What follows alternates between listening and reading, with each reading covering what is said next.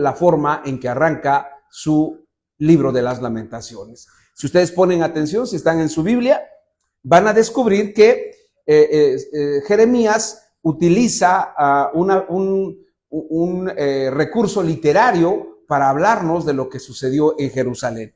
En el primer renglón dice cómo ha quedado sola la ciudad populosa.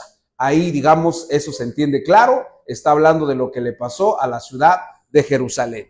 Luego, en la segunda línea, dice, la grande entre las naciones se ha vuelto como viuda. Entonces, ahí a Jeremías está agregando o está introduciendo un elemento de carácter literario o de carácter poético o de carácter de una figura retórica. Y termina el verso diciendo, la señora de provincias ha sido hecha tributaria. ¿De qué nos va a hablar Jeremías aquí?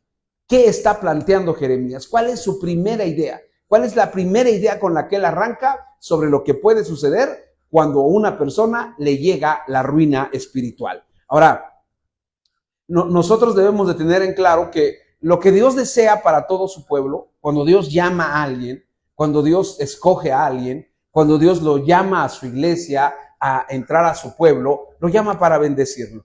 La intención de Dios siempre ha sido bendecir. Cuando saca a Abraham de Ur de los Caldeos, le dice, salte de tu tierra y de tu parentela y ve a la tierra que yo te mostraré. Y dice, y haré de ti una gran nación y bendeciré a tus descendientes, y al que te bendijere lo bendeciré, y al que te maldijere lo maldeciré. ¿Cuál es la intención primaria de Dios? ¿Cuál es la intención esencial de Dios cuando toma a una persona? Bendecirla. Es decir, esa es la intención de Dios. Dios jamás va a tomar a alguien para causarle algún mal o causarle algún daño. Santiago escribe, y cuando escribe sobre este tema de Dios, sobre el tema del mal, dice, cuando alguno es tentado, no diga que es tentado de parte de Dios, porque Dios no tienta a nadie, ni él puede ser tentado. Es decir, el mal es algo que Dios no desea para sus hijos. Eventualmente lo permite, como lo vemos en la historia de Job. Es decir, eventualmente él permite que eso suceda. Pero una vez que eso ocurre, una vez que eso pasa, lo que sigue a la vida de esa persona es una vida de bendición. ¿Por qué? Porque la esencia de Dios es esa. Ahora, cuando llegamos al libro de Jeremías, descubrimos una verdad muy inquietante o una verdad muy perturbadora. ¿Cuál es? Que de pronto Dios deja que las personas, en lugar de ser bendecidas, caigan en una situación o en una condición de ruina espiritual. ¿Pero por qué sucede eso? ¿Por qué llega a ese punto? Pues lo que Jeremías nos va a explicar a lo largo de los 5 capítulos es justamente eso. ¿Qué es lo que nos va a explicar? Cómo una persona puede llegar a ese punto. Y comienza hablándonos de como una especie de advertencia de qué es lo que le va a suceder a una persona cuando cae en desgracia espiritual, o como hemos dicho en nuestro estudio, cuando cae en ruina espiritual. Es decir, ¿qué es lo que sucede? ¿Cómo va a vivir una persona? ¿Y por qué lo hace Jeremías? Pues para advertirnos. ¿Por qué? Como dijimos en la introducción hace una semana, hay gente que dice, no, es que Dios no puede hacer eso. Dios no puede tratarme así. Dios no puede traer mal a mi vida. Y yo tengo muy malas noticias. Claro que puede traer mal a tu vida. Permitir que llegue el mal y permitir que pasen muchas cosas. Pero eso no es resultado de que tan solo que Dios sea caprichoso y diga, ahora pues te va a ir mal porque yo quiero que te vaya mal. No. Lo que vamos a ver en el libro de las Lamentaciones es que algo hicieron los judíos y algo hace una persona. Es decir, Dios no es un Dios que diga, pues ahora le voy a mandar mal a él para que se le quite, o le voy a mandar mal a ella, o le voy a mandar mal a todos estos porque así son. No es así. Hay una razón y hay cosas que ocurrieron antes de esa decisión. Dios no toma decisiones. Dios lo primero que hace es llamar al arrepentimiento. Si Dios hubiera actuado de esa manera, hermanos, no hubiera mandado a los profetas. ¿A cuántos profetas no les mandó antes de que ocurriera esto? Les mandó a muchos. Y Dios no actúa de manera inmediata. Como vimos cuando estudiamos el tema de la ira de Dios, porque Dios es lento para la ira y grande en misericordia. Es decir, Dios no es como nosotros, que nos hacen algo y de inmediato somos como cerillitos, ¿no? Nos encendemos luego. No, Dios es paciente. Y dice Pedro que es paciente, no queriendo que nadie perezca, sino que todos procedan al arrepentimiento, es decir, que la gente se arrepienta. Bien, ya leímos Lamentaciones 1:1. Nuestra serie se llama Lamentaciones, un testimonio de la ruina espiritual. Y hoy vamos a estudiar, nuestro tema se va a llamar una ruina que produce desamparo como de una viuda. Es decir, Jeremías va a usar la figura de una viuda para hablarnos del desamparo. ¿Qué es lo primero que ocurre cuando una persona cae en ruina espiritual? Queda desamparada. Y ustedes deben saber que cuando una persona queda desamparada, pues es una persona que queda en una condición en la que cualquiera le puede hacer lo que sea. Lo que sea le puede suceder. El Salmo 47:1 me gusta mucho porque dice: Dios es nuestro amparo y nuestra fortaleza. El Salmo 91 dice: el que habita al abrigo del Altísimo morará bajo la sombra del Omnipotente. Diré yo al Señor, esperanza mía y castillo mío, mi Dios en quien confiaré. Él te librará del lazo del cazador. Es decir, cuando Dios lo que hace siempre es protegernos, es ampararnos. Pero cuando llega la ruina espiritual a la vida de una persona, lo primero que sucede es que pierde ese amparo y queda en el total desamparo. Y eso es lo que nos va a decir Jeremías en el primer versículo. Lo primero que pierde una persona que cae en ruina espiritual es que queda desamparada como una viuda. Y ahorita vamos a ver qué significa que cuando dice ha quedado como viuda la ciudad populosa. Y vamos a verlo en 2 puntos. El título de esta noche es una ruina que produce desamparo como de una viuda. Punto A, desamparo por quedarse sola. Como es viuda, sola. Y punto B, desamparo por convertirse en esclava. Si son 2 cosas lo que trae el desamparo en el versículo 1. Lo primero que trae es que se queda sola. Y la segunda, lo segundo que acontece es que se queda en calidad de esclava. O en otras palabras, porque la palabra esclavitud casi ya no tenemos ningún referente directo sobre eso, pero más bien lo que pasa a una persona cuando pierde el desamparo, o cuando queda en desamparo, pierde su libertad. Una de las cosas que Dios quiere del ser humano, y así lo hizo, es que sea libre. Mucha gente dice y cuestiona a Dios porque dice: si sabía que Adán iba a tomar el fruto, ¿por qué se lo puso? ¿No? Porque leemos de Génesis 3, dice que la mujer vio el fruto codiciable para tomarlo y para comerlo, y lo tomó. Y mucha gente cuestiona y dice: pero ¿por qué puso ese árbol ahí? No lo hubiera puesto. Pero aquí la pregunta sería: entonces el hombre no tendría libertad, no tendría autonomía. Entonces, ¿qué caso tiene que Dios tenga puros robots? ¿A usted le gustaría que su hijo o su hija lo siguiera como un robot, sin voluntad? Que automáticamente dijera: sí, papás que ya sí quieren a sus hijos, ¿verdad? Pero no, eso no es normal, eso no es natural. Las personas, los individuos, a cada uno de nosotros se nos dio la capacidad de libertad. Y entonces Dios lo que quiere que el hombre es que sea libre. Y cuando el hombre pierde su libertad, pierde en realidad la esencia de lo que es, porque ya no puede desarrollar todo el potencial que Dios le ha dado o que Dios le ha dejado en su naturaleza. Bien, 2 puntos: desamparo por quedar sola y desamparo por convertirse en esclava o perder su libertad. Bien, tanto que me apuré con mis imágenes que hasta imágenes le puse, ¿no? Introducción. Para retratar, hermanos, el estado de Jerusalén luego de la destrucción del templo y la ciudad, el profeta Jeremías recurre a una figura retórica impecable, una comparación que tal vez para nosotros no lo entendamos bien, no lo comprendamos bien, pero para los judíos sí lo entendían bien. Él usa una figura, usa un ejemplo para decir cómo quedó la ciudad después de la destrucción. Después de que Nabucodonosor entrara, destruyera, se llevara, hermanos, se llevara todo el tesoro del templo y cargara con todo lo que contenía el templo. Jeremías ve la ciudad y dice en tono de queja, en tono de lamento: ¡ay! Ha quedado sola la ciudad populosa, ha quedado como una viuda, la señora. Esta es bueno, ahorita vamos a ver, cuando dice ha sido esclava, la señora de las provincias, dice, ha quedado como esclava. Vamos a ver, esta es una figura extremadamente interesante. Pero primero vamos a abordar por qué dice ha quedado como una viuda. La viudez, hermanos, en la época en que Jeremías escribe esto, y entre el pueblo de Israel, para los judíos, cuando una mujer quedaba viuda, quedaba casi como si fuera una maldición.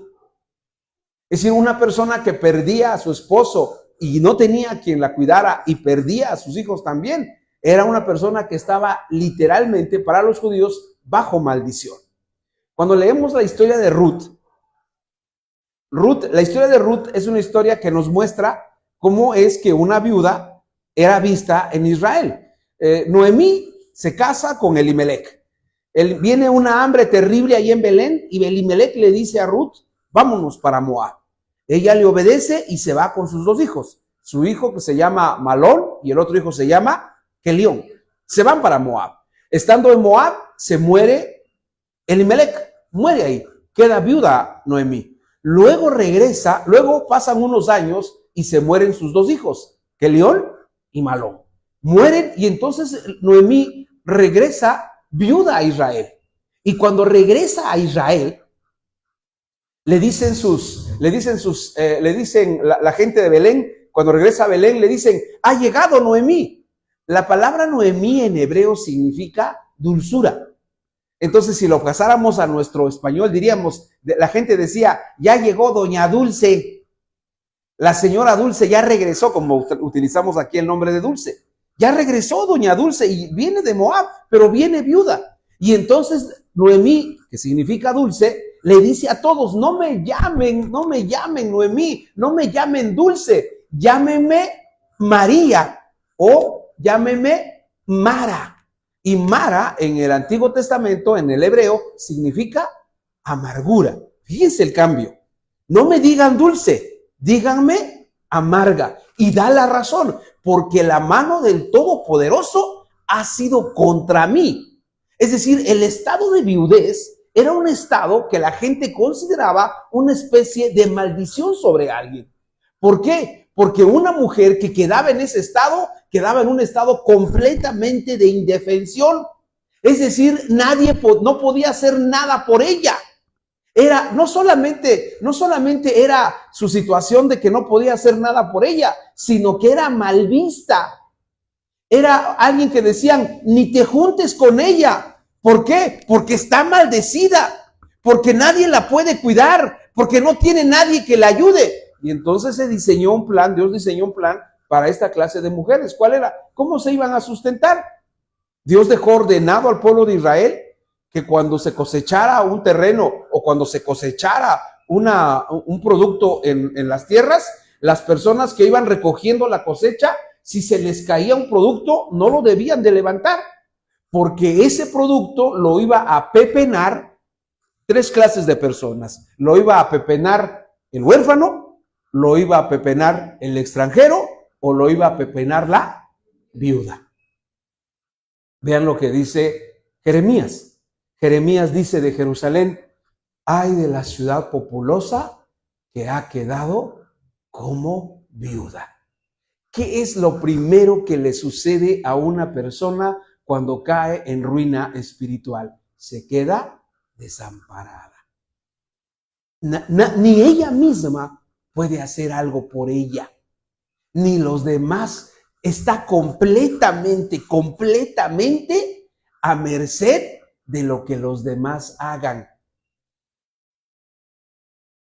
La viudez hebrea era una especie de maldición, porque la mujer que llegaba a ese estado ya no vivía, sino sobrevivía. Cuando nosotros leemos un poco de la historia o de nuestra cultura mexicana, generalmente cuando esto sucede muy a menudo, sucede aunque la mujer no sea viuda, sucede que cuando las personas ven que una mujer está sola, ¿qué es lo que sucede cuando ven que una mujer está sola? Generalmente se van a aprovechar de ella. Pero cuando ven que esa mujer tiene su esposo o tiene sus hijos, ya le bajan un tantito. Pero cuando ven que está sola y anda siempre sola, dicen, no, aquí vamos a lograr algo. Y vamos a ver qué le sacamos a esta. ¿Por qué? Porque la ven sola. Entonces, en el tiempo de Israel, en el tiempo de Jeremías, la viudez era considerada una maldición. A esa mujer, a la mujer que quedaba viuda, se le venía el mundo encima. Porque quedaba sin nadie que viera por ella. No había nadie. Cuando una mujer, hablando ya en términos aquí de México o en términos de nuestra cultura, pues una mujer cuando muere su esposo, ¿quiénes son los obligados a cuidarla? Los hijos, ¿no? Entonces aparecen ahí los hijos, híjole, de repente, perdón por lo de hijos e híjole, pero de repente hay algunos hijos que no, pues sencillamente no se van a ocupar de su mamá. Y en ocasiones, pues la mamá va a padecer bastante. Pero, digamos, cuando no tiene hijos, entonces sí queda en una situación sumamente delicada, grave y desamparada. El desamparo es total porque para subsistir dependen totalmente de la benevolencia de los demás. Pero si los demás no son buenos con ella, su estado es de absoluta desdicha. ¿Por qué? Porque una viuda se puede encontrar a alguien que la trate bien, como fue el caso de Noemí, porque Noemí regresa a Belén y cuando está en Belén, regresa con Ruth, Ruth se va, ni siquiera podía hacer Noemí trabajo de ir a pepenar, y entonces manda a Ruth, y Ruth llega a los terrenos o a los sembradíos de un hombre llamado Boaz, y Boaz la recibe y le dice, sí, adelante, tú pepena y saca lo que quieras sacar de aquí que quede de mis trabajadores. Y le ordena a sus trabajadores y le dice, dejen que ella recoja lo que tenga que recoger. Y también todavía les da una instrucción y les dice, dejen, a propósito, dejen que te caigan las cosas. Y entonces así subsiste, pero porque se encontró a una persona buena. Si se encuentra a una persona mala, una viuda, es su desgracia final. De esa manera, hermanos, el profeta nos muestra el primero de muchos resultados de caer en la ruina espiritual. ¿Qué es lo que le va a suceder a una persona que cae en ruina espiritual? Lo primero que le va a suceder es que va a quedar en desamparo. No va a tener nadie que le ayude. No va a tener nadie que le auxilie. No va a haber nadie que vea por ella. Y en este caso, pues mucha gente dice, ¿y Dios? Ni Dios va a ver por ella. Porque mucha gente dice, ¿pero por qué? Porque ya lo dejó, ya permitió que quedara como una viuda. Ahora, el libro de Jeremías, vamos a ver por qué se llega a ese punto. Y también vamos a encontrar cómo evitar llegar a ese punto. Porque el libro de Jeremías, el libro de Lamentaciones está escrito justamente para enseñarnos a no llegar a ese punto, a no llegar a esa condición, a no llegar a esa situación. Jeremías escribió Lamentaciones para que usted y yo tuviéramos un referente o tuviéramos algo en donde ver qué es lo que le sucede a una persona que es arruinada espiritualmente o que queda arruinada espiritualmente. Ahora, eso nos inquieta mucho. ¿Por qué? Porque eso significa que va a haber gente que va a estar arruinada espiritualmente. Es decir, no. Ahora, ¿eso depende de Dios? No. No depende de Dios. ¿De quién depende? De las personas. Porque Dios no está diciendo, a ver, ¿a quién voy a arruinar hoy? Hoy lunes, bueno, mañana lunes 11, ¿no? Mañana lunes 11 de agosto, voy a ver a quién de estos, aquí de la López Mateos, aquí de la Sabino Crespo, aquí de Santa Rosa, aquí del Tule y allá en el, más adelantito, ya casi por el Istmo, quiénes son, ¿no? No está así Dios. el hombre va construyendo paso a paso el hoyo en el que va a caer. Hay un dicho que me gusta mucho que dice, ten cuidado cuando cavas un hoyo para otro, porque puedes caer en él. Y si lo haces muy profundo vas a caer en él. De esta manera el profeta entonces nos muestra el primero de muchos resultados de caer en la ruina espiritual. Les decía yo que la primera consecuencia de la ruina espiritual es el desamparo.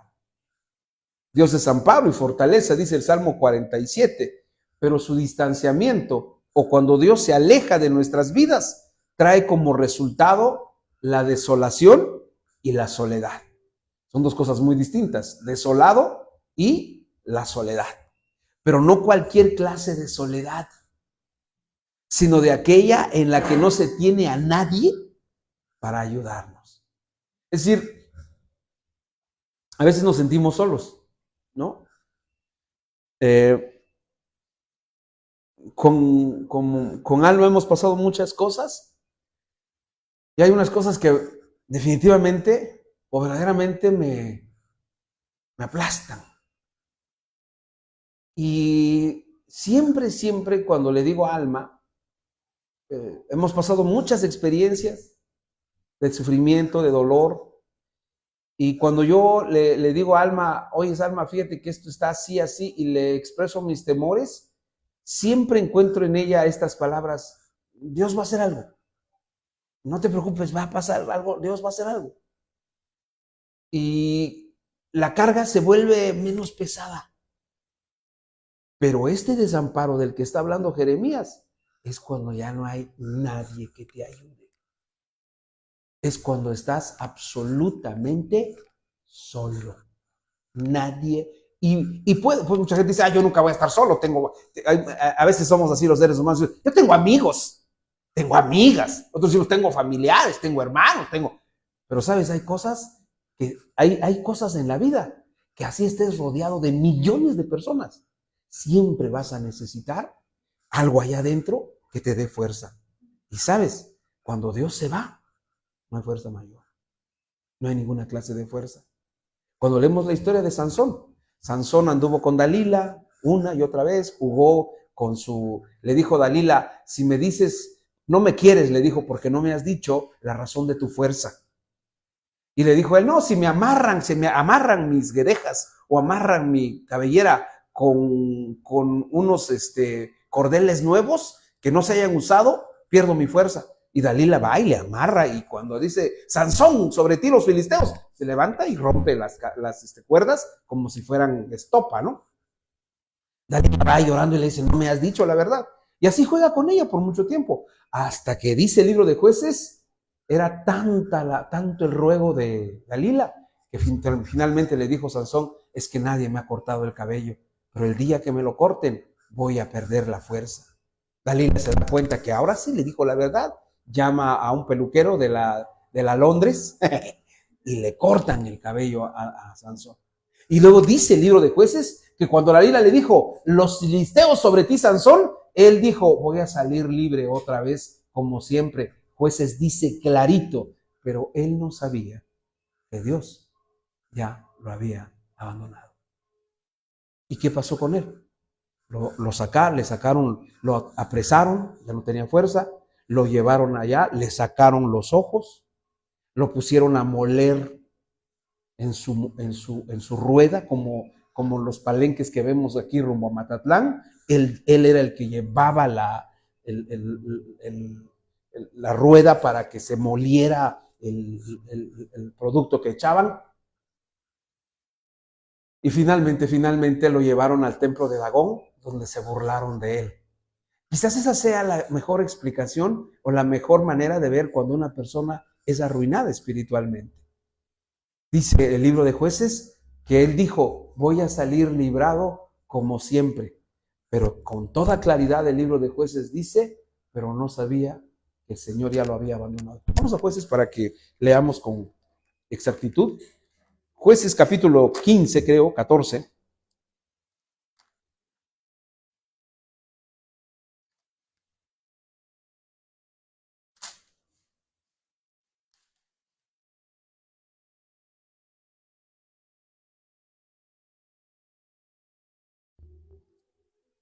Jueces 16.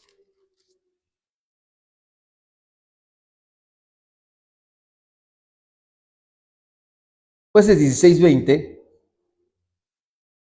Fíjense lo que dice. Jueces 16:20 dice así, lo voy a leer. Y le dijo, Sansón, los filisteos sobre ti. Y luego que despertó él de su sueño, se dijo, esta vez saldré como las otras y me escaparé. Pero él no sabía que Jehová ya se había apartado de él. Léanlo conmigo, esa parte. Pero él no sabía que Jehová ya se había apartado de él. La ruina espiritual, lo primero que trae es desamparo. Nadie te va a ayudar. Nadie. Y sucede porque de pronto decimos, tenemos una esperanza, porque decimos, voy a ir con él o voy a ir con esta persona porque me va a ayudar. Y descubrimos que esa persona simple y sencillamente o ya no está, o sí, o sencillamente ni siquiera nos quiere ayudar. Jeremías comienza el libro de las Lamentaciones haciendo notar un antes y un después. No debemos perder de vista que ese volumen de la Biblia fue escrito en forma de poesía y el profeta usa figuras retóricas o figuras literarias para plasmar de manera contundente los acontecimientos que presenció. A partir de la ciudad comparada con una viuda, Jeremías nos conduce para comprender y entender que su amada ciudad quedó sin nadie. Ya no hubo fiestas, ya no hubo celebraciones, en cambio imperaba la desolación, la tristeza y una completa soledad. Jeremías se plantó, él vio su ciudad, él estuvo en la ciudad, él conoció la ciudad, conocía y veía cuánta gente llegaba, y de pronto cuando los babilonios entraron y la destruyeron, descubrió que ya no había nadie. Nadie estaba allá. Más adelante vamos a leer que se había convertido en guarida de animales que jamás hubieran imaginado los judíos que habitarían en Jerusalén. Porque este es el problema de la ruina espiritual. La ruina espiritual trae cosas o trae condiciones inimaginables. Es decir, no llegamos a... una de las cosas con las que Dios nos dotó a todos, algunos somos expertos en eso, unos más que otros, es la imaginación. La imaginación, Dios nos dio esa capacidad de imaginar. Si nos imaginamos, lo podemos usar para bien o lo podemos usar para mal, porque de pronto imaginamos cosas que en realidad ni son ni van a suceder, pero las imaginamos, ¿no? Ahora, cuando leemos el libro de Lamentaciones, el libro de Lamentaciones lo que nos enseña es que vamos a pasar cosas inimaginables si llegamos a caer en la ruina espiritual. Es decir, van a suceder cosas que ni siquiera nos imaginábamos. Como más adelante vamos a ver, ¿qué les pasó a los judíos que nunca se imaginaron? Cuando se sentaban a la mesa, ellos daban por hecho que siempre iban a tener vino, pan, trigo, todos los frutos que comían. Nunca se imaginaron que se iban a comer a sus propios hijos. Que el platillo que iban a degustar iba a ser la carne de sus hijos. Nunca se lo imaginaron.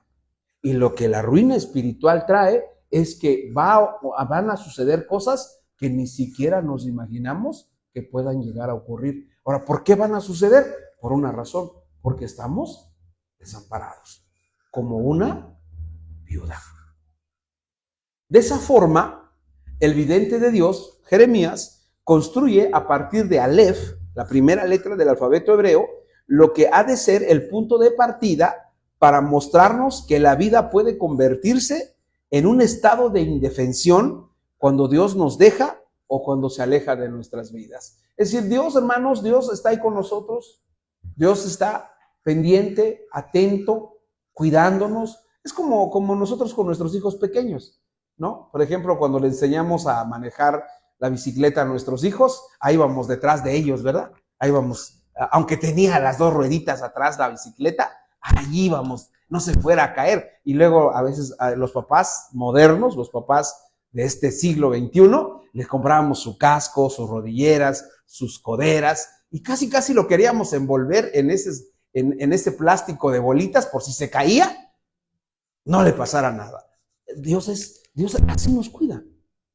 Pero cuando nosotros le decimos, no me interesa tu cuidado, dice, está bien, ve solo, vive solo, vive tu vida. Y ahí es cuando llega la ruina espiritual. Finalmente, hermanos, los judíos recibieron el resultado de vivir a espaldas de Dios. Y el resultado fue literalmente terrorífico. ¿Cuánto han sufrido los judíos? Híjole.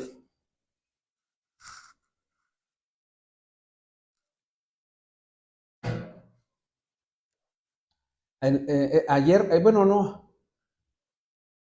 El 6 de agosto, y corríjame, 8 o 9 de agosto, se recuerda, se conmemora el lanzamiento de las 2 bombas atómicas a Japón. El 6 de agosto es la que se lanzó en Hiroshima, y no sé si es el 8 o el 9 de agosto, o el 10 de agosto, cuando se lanzó la segunda bomba en Nagasaki, y fue terrible eso, hermanos, terrible, terrible. Lo único que quedó de donde cayó la bomba atómica en Hiroshima es 6 y 9, ¿verdad? Es un edificio que lo tienen todavía los japoneses, y lo tienen para recordar cómo murieron en esa ocasión. Cuando se recuerda a Hiroshima y se recuerda a Nagasaki, necesariamente se recuerda a los judíos. En México hay un museo que se llama el Museo de la Tolerancia. Y en ese museo están, no todos los artículos, pero algunos artículos que lograron traer de Alemania cuando los judíos estuvieron en los campos de concentración. Y entonces hay un vagón de tren que está ahí, de los que transportaba judíos para los campos de concentración. Y entonces nos dejaron subir, nos subimos, y yo ahí sí usé mi imaginación y dije, ¿cómo habrán venido los judíos acá sabiendo que iban a un campo de concentración? Imagínense el grado de sufrimiento de los judíos, el grado de sufrimiento que no tenía baño el vagón. ¿Saben qué tenía el vagón? Tenía una rendijita donde quien quería hacer del baño se tenía que sentar frente a todos. Por eso cuando la gente dice, yo he sufrido, por Dios, el sufrimiento de la ruina espiritual es inimaginable. Inimaginable. Por eso fue escrito Lamentaciones, para recordarnos. No es para asustarnos. No es para que tú digas, ay, no, sino para ser agradecidos con Dios. Y decirle, gracias Dios, que puedo invocarte, que puedo orarte, que puedo hablarte. Porque Dios puede cerrar sus oídos. Si leen el libro de los Salmos van a descubrir que el salmista, cuando se sentía así, decía, inclina tu oído a mí, oh Dios. Abre tus ojos, Señor. No cierres tus ojos a mi oración, no cierres tus oídos a mi clamor. Porque el salmista sabía perfectamente que cuando Dios deja de oír, ese día estamos en graves aprietos. Por eso es que escribí esto. Los judíos recibieron el resultado de vivir a espaldas de Dios, y el resultado fue literalmente terrorífico. Bien, punto A de nuestro estudio: desamparo por quedarse sola. Jeremías dice Jeremías así: ¿cómo ha quedado sola la ciudad populosa? ¿No? Me gusta mucho la versión Reina Valera, porque en la poesía conserva la traducción conserva la idea que plasmó Jeremías. En las versiones, digamos ya del lenguaje actual o lenguaje moderno, la Nueva Traducción Viviente, la Dios habla hoy, la versión traducción al lenguaje actual, la versión Biblia para todos, todas esas versiones son buenas, pero no conservan la esencia de la poesía como lo hace la versión Reina Valera 60. La versión Reina Valera 60 dice, ¿cómo ha quedado sola la ciudad populosa? ¿No? No sé qué les pasa a ustedes cuando van a algún lugar, por ejemplo, bueno, ya pasando los 50 ya empieza uno a historiar porque ya está uno viejo y uno dice, por ejemplo, de repente va a unos lugares donde había mucha gente, ¿no? Yo de repente, no siempre, cuando está muy saturado el centro, meto mi carrito en el estacionamiento que está en Morelos, donde fue el cine Oaxaca, que está junto al Monte de Piedad, casi frente al Vancomer de la esquina de García Vigil. Ahí está ay sí, quién sabe cómo le hicieron, ¿verdad? Porque le hicieron permiso para poner, ¿cómo se llama? Elevadores, ¿no? Para los carros. Entonces de repente estoy esperando mi carro y me acuerdo cuando me llevaban al cine ahí. Me acuerdo muy bien cuando me llevaron a ver Superman. Estoy hablándoles de 1982, hace 40 años que salió Superman. Mucha gente ahora dice, ¿a poco? Y la fila le daba la vuelta al Monte de Piedad y llegaba casi hasta la de Murguía. Y ahí estaba toda la gente esperando comprar un boleto. Y solamente creo que le cabían 250, 300. Y cuando llegabas a la taquilla te decían, ya no hay boletos, espérese a la siguiente función. ¿Y cuándo es la siguiente función? Mañana. Y si quería verla, tenía que llegar al día siguiente, casi a las 2, 3, a hacer fila para que comprara su boleto a las 4. Yo me imagino a Jeremías cuando dice, ¿cómo ha quedado sola la ciudad populosa? Es decir, él la vio llena de gente, él la vio con muchas personas que llegaban, que subían, que bajaban, que comercializaban, que llevaban sus camellos, que llevaban sus caballos, que llevaban sus productos, y de repente ya no había nadie. Se había quedado sola. Ya nadie entraba. Y quienes estaban ahí decían, ¿y aquí qué pasó? ¿Dónde están? ¿Qué fue lo que sucedió? ¿A dónde se fueron? Como decimos ahora de los cines, ¿no? Yo era amante del cine, iba yo al Oaxaca, al Mitla, al Reforma, al Río, que estaba hasta allá por Bustamante, no, en Bustamante. El Mitla estaba en Guerrero, ¿no? Donde estaban los sombreros Tardán, ¿no? Ahí, por ahí. No, bueno, ahora ya está el Electra, la hermana le está haciendo un comercial a Electra, pero se quedó vacío, ya no están. ¿Por qué sucedió eso? Por alguna razón. Pero cuando leemos a Jeremías, Jeremías dice, ha quedado sola la ciudad populosa, es decir, ya no había nadie. Ahora uno se pregunta, ¿cómo puede pasar eso? ¿Cómo puede ser de un lugar donde había tanta gente, ya no haya nadie? Y eso es lo que nos va a llevar Jeremías a lo largo de todo su libro. Hoy nos va a decir, hoy nos dice en el versículo 1, que la ruina espiritual, lo primero que produce es desamparo como el de una viuda. Y un desamparo en el que se ha quedado sola o solo. ¿Saben? Es horrible sentirse solo. Es horrible la orfandad. Es horrible no tener a dónde ir o no tener con quién ir. Y decimos, bueno, no tienes a nadie, ve con Dios, pero imagínate, ya no tienes a Dios. ¿A quién ir? ¿A quién recurrir? Si Dios ya dijo, ¿tú quieres vivir así? Así vive, sin mí. Algunos autores sugieren que en el tiempo de Jeremías, en Jerusalén se llegaban a concentrar unas 80,000 personas, entre quienes ahí habitaban y los que llegaban de diferentes puntos de las tierras del Medio Oriente. Evidentemente 80,000 personas eran mucha gente. Y de repente de 80,000 ya no había nadie. Todos habían desaparecido. Por eso escribe y dice que era populosa, estaba llena de vida.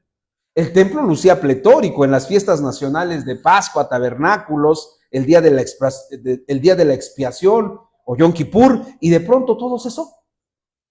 No hubo ni gente, ni mucho menos celebraciones. Todo terminó y reinó un silencio enloquecedor para quienes la vieron en todo su esplendor. Nadie podía dar crédito a lo ocurrido, nadie. De la noche a la mañana ya no había nadie. Muy probablemente, como no había nadie, se podía oír el viento y el canto de las aves, porque una ciudad sin habitantes es una ciudad sin ruido y sin bullicio, lo que hace posible oír lo que antes no se podía escuchar. No sé si han ido a lugares donde, por ejemplo, cuando uno va a la sierra y se para uno, no sé, se para uno a tomar el aire fresco o a estirar las piernas, y cuando uno baja a esos lugares donde no está pasando ningún carro, se oye cómo pasa el viento, ¿no? Cómo suena.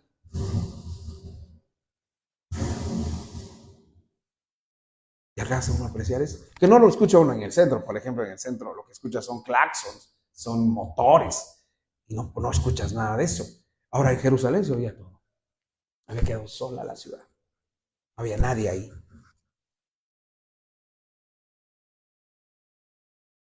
La ciudad tan llena de personas ahora era un refugio de toda clase de animales. Había ocurrido lo impensable. Se había quedado sola. Y esa es justamente la primera idea que Jeremías nos comparte de la ruina espiritual.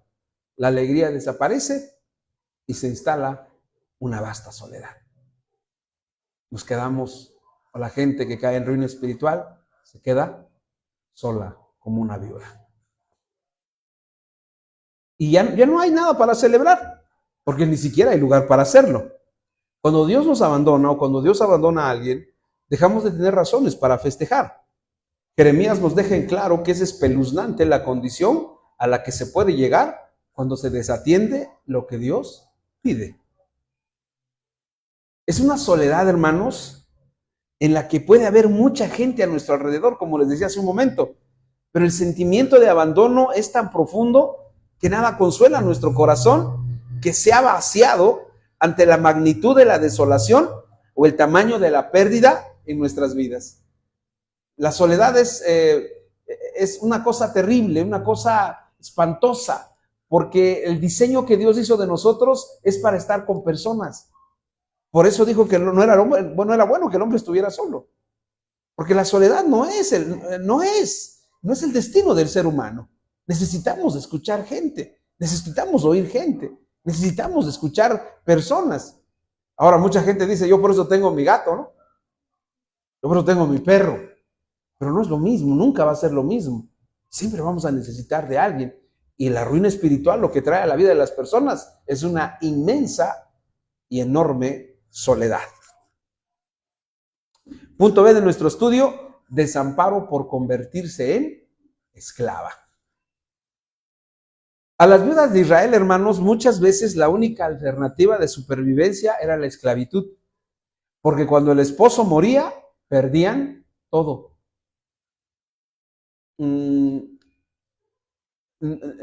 Fíjense que es interesante, porque nunca dice que caen en esa situación los viudos. Siempre se habla de quién es la que más sufre. La viuda, ¿no? Una mujer escribió un libro que se llama Señor, hazme viuda.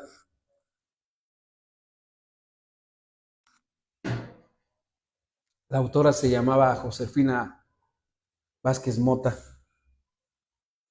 Y en ese libro ella decía que le pedía, que era como una súplica porque su esposo era muy malo. Pero en realidad ignoraba muchas cosas. La viudez no es el estado mejor ni para los hombres ni para las mujeres. Porque es reconstruir muchas cosas. Es tratar de reconstruir cosas que ya no se van a volver a construir, ya no se van a volver a edificar. Las viudas de Israel, entonces, muchas veces la única alternativa de supervivencia era la esclavitud, porque cuando el esposo moría, perdían todo. No tenían ni medios ni recursos para obtener casa, comida y sustento, y en consecuencia su destino inexorable era volverse esclavas. En la época del profeta Eliseo, con el profeta Eliseo, llegó una mujer que era esposa de un profeta, y le dijo, Señor mío, mi esposo ha muerto, y tenía una deuda con un señor, y ahora el señor me está cobrando la deuda, y quiere que yo le pague, pero no tengo para pagarle. Entonces la única alternativa que tengo en esta vida es hacerme esclava de ese señor. Y yo no quiero hacerme esclava de él. Tu siervo era un temeroso de Dios, ayúdame. Y entonces dice el segundo libro de Reyes, que Eliseo, le dijo, trae todas las, ¿Eliseo o Elías? Vamos a segunda de Reyes, hermanos, porque ya no confíen en el pastor.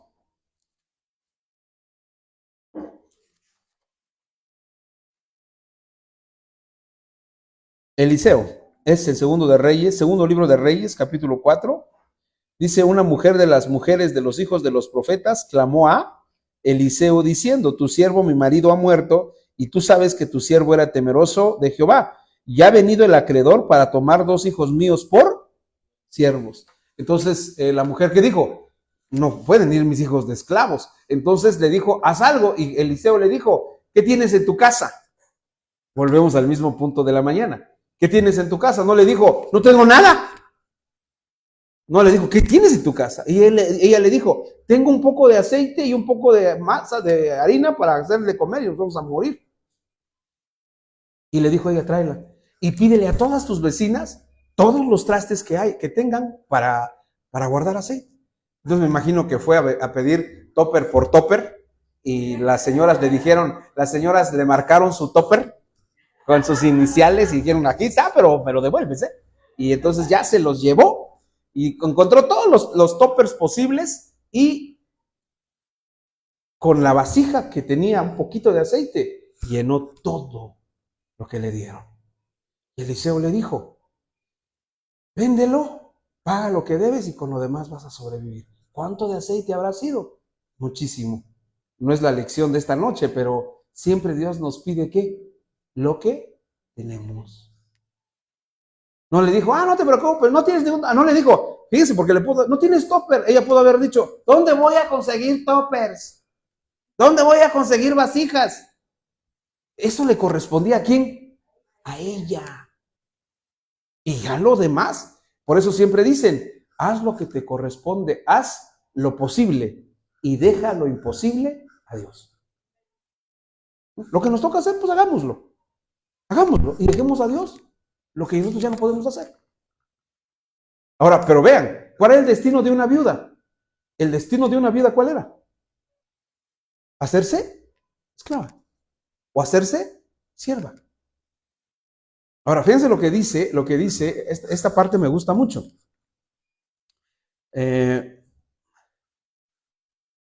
La señora de provincias, es la última parte del verso 1. La señora de provincias ha sido hecha tributaria.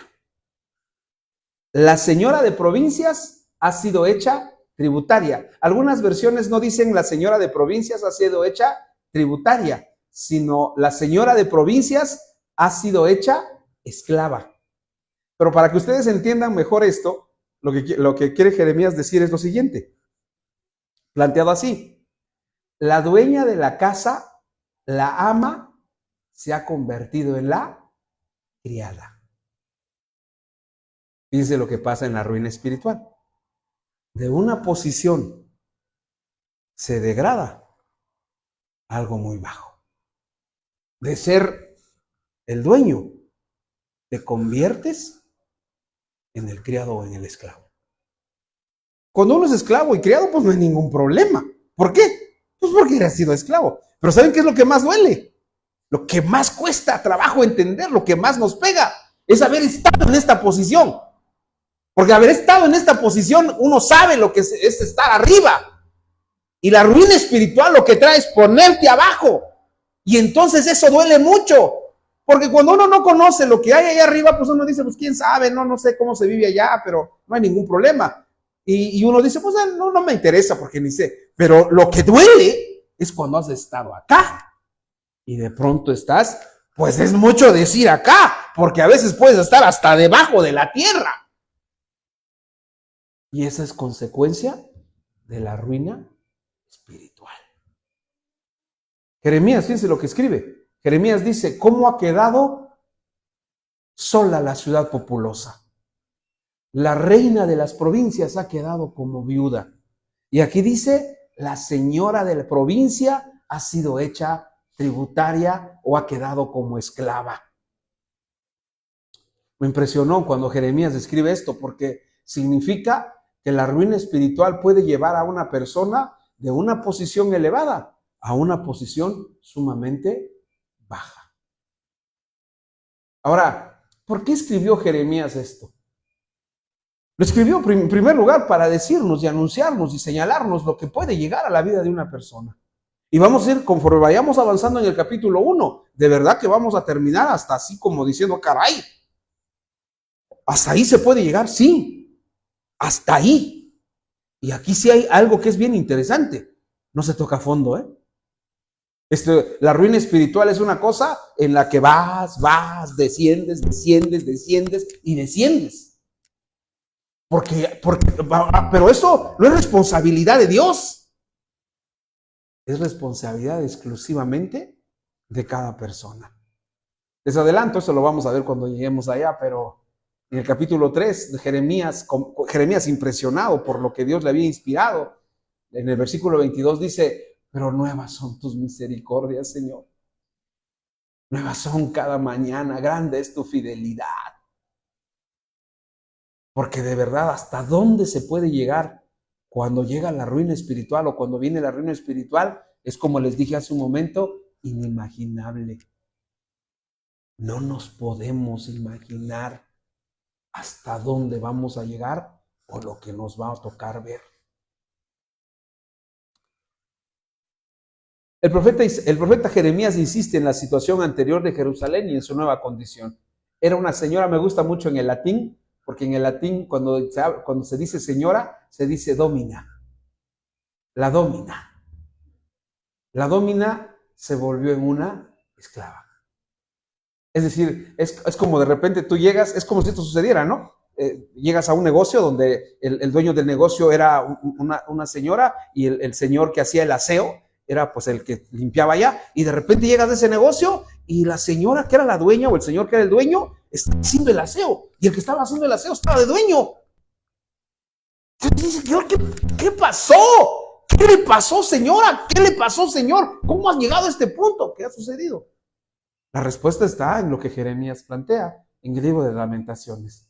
Lo que ha venido es una cosa que se llama ruina espiritual. Vamos a orar y terminamos. Señor, te damos muchísimas gracias en esta noche. Señor, por favor, apiádate de nosotros. Apiádate de nosotros, Señor. No nos dejes navegar en nuestra necedad, en nuestra insolencia, en nuestra obstinación, en nuestra rebeldía. Porque no queremos conocer esa faceta tuya cuando abandonas, cuando dejas, como le sucedió, Señor, a Sansón, que no se dio cuenta que tú ya no estabas con él. Señor, perdona nuestra maldad, nuestra iniquidad. Perdónanos, de verdad, Señor, con todo nuestro corazón te lo pedimos. Perdónanos porque cuando la ruina espiritual viene, somos como una viuda que no se puede defender, que está sola, como una señora que de ser ama se ha vuelto una esclava. Gracias por tu palabra esta noche. Gracias, Señor. Gracias porque a través de ella tú nos hablas, nos enseñas, nos corriges. Te alabamos y te adoramos en el nombre de Cristo.